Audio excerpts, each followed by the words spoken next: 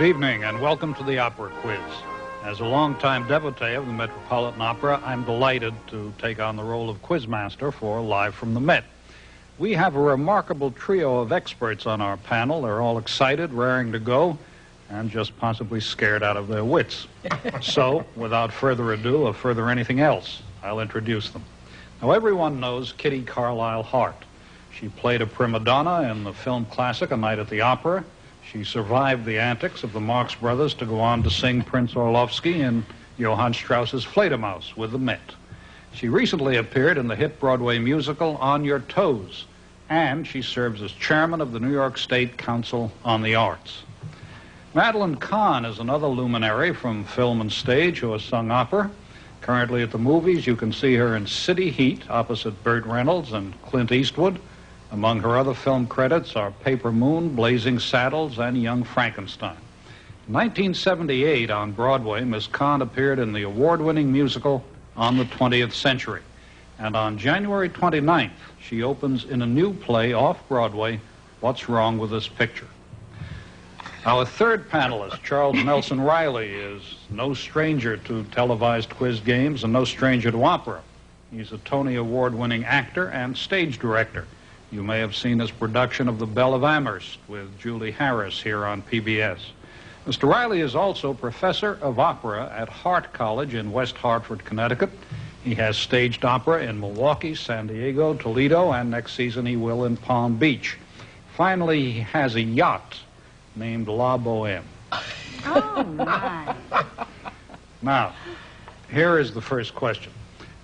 Each of the members of our panel is active in many areas of the arts: film, television, Broadway theater, and opera. Now, I'm sure our audience would like to know how they first became involved with the lyric muse and to know the circumstances of their operatic debuts. Would you like me to start? Do I have a choice? No, I sang in the chorus in the 40s in my hometown, Hartford, which I was living in the chorus of the Connecticut Opera Association. And the conductor then was, I think, 14, was Nicholas Vicino, who is now, of course, Isn't it nice? And he was like 14, and I was like 15 or something. But anyway, he gave me the role of the sergeant in La Boheme, and I sang that in 1948. And that was with Bidu Sayao Bierling, Eva Likova, Ivan Petrov, yes, and a wonderful bass named Virgilio Alazzadi, who was wonderful. Wow. And I sang my part, and I was thrilling. Then I studied seriously, but I could never free the top. Ooh. You know what I mean? I went to a very good teacher who taught, but I couldn't free the top. And then after a while, I thought, well, the heck with it. And then I went into comedy. But that's why I call my boat La Boheme, and I have the program framed on it. And may I suggest, if anyone's going to name a boat La Boheme, name it after something Wagner did, so there's a lot of brass. It's like putting violins in the water. It just rots terribly. Change the name to something else. Oh, goodness. But that's how it started. And I directed my first opera was also La Boheme with Roberta Peters and Raymond Gibbs. Oh. So La Boheme is like my favorite thing. Opera. Well, I made my debut in Fledermaus as Prince Orlovsky, but nothing funny happened. But something terrible happened when I did The Rape of Lucretia with Giorgio Tozzi. Giorgio Tozzi was a very tall, very imposing, and very strong fellow. And it was directed by Agnes de Mille, so there was a lot of dancing in it. And Giorgio Tozzi knelt on this front, in the middle of the stage, and I ran across the stage and fell backwards over his shoulder. He carried me across the stage and threw me on the bed. We both forgot the bed was made of solid wood. I nearly broke every bone in my body, and I kept on singing. Well, it's so hard for me to determine, exactly when I began or why singing. And I know, okay. The muse was definitely not in attendance. I'll tell you exactly. I was a singing waitress at a Bavarian sort of restaurant while I was a college student to earn money. Where was this? This was in upstate New York at the Bavarian Manor. And this is serious. That's right. There's a word for it. I can't sing a song and I can't think of it. No. Hofbrauhaus. Hofbrau. Okay. Now then. And I sang musical comedy numbers during showtime, and some, student prints type things. And there was a, really important customer there, a big Italian man who shouted out, "Sing Madame Butterfly." And, of course, he didn't mean the whole opera. He meant that one very popular aria.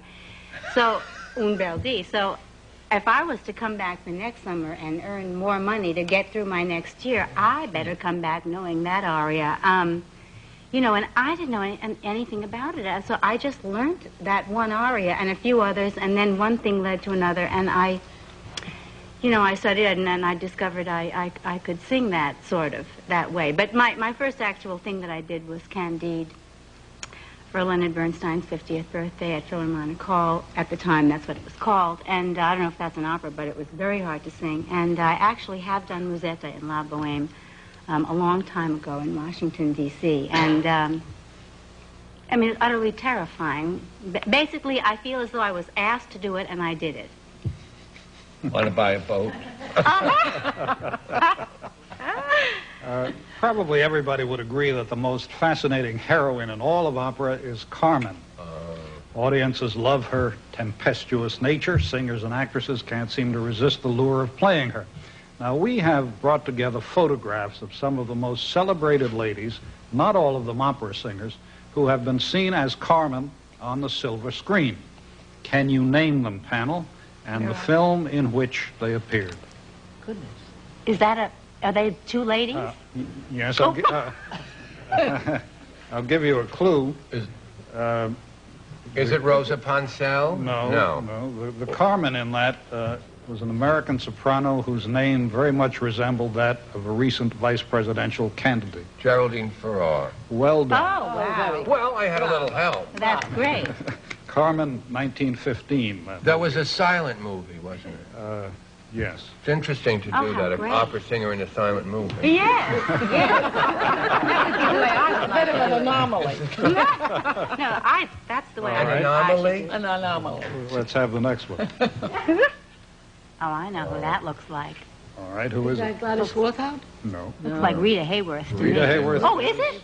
Yes. I got it right? Yeah. The Loves of Carmen. Can she sing? 1948. No, this was not a filmed opera. It Glenn was Ford a was movie. Don Jose. Glenn Ford was Don Jose. You knew that was Rita Hayworth, didn't you? Yes, but I Looked went just like before. I didn't want to be pushy. Oh, thank you. Good for you. All right, now we will go back 30 years,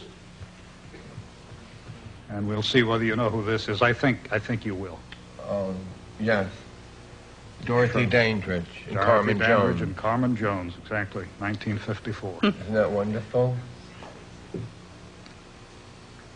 And now who is That's that? Riese. That's Riese Stevens. Beautiful. Riese Stevens in Going My Way, 1943. Oh, Now the next one is from a French film. Oh. oh my. Well, I think it looks like maybe it's not. What do you say, Kitty? Is it Marlene Dietrich? It does No. look like- No, it's a French actress. Oh. It was Simone? no, it was Vivian Romance. Oh, yes. Carmen, 1942. I didn't know. With a name in- like that, how could she go wrong with that part? In which they Vivian used the Romance. Bizet score as the accompaniment for the film. Wow, that looks... And now, this is our last one. Oh, it can't be. I'll give you a clue. The name of the movie is Interrupted Melody. Doesn't it look like Elvis Presley? Eleanor Parker.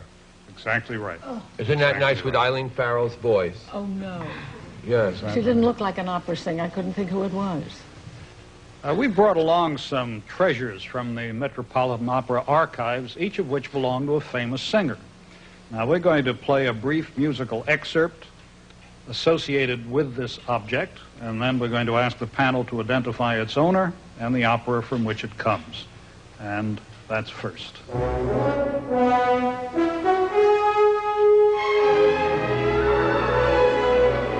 That's got to be Rosencavalier.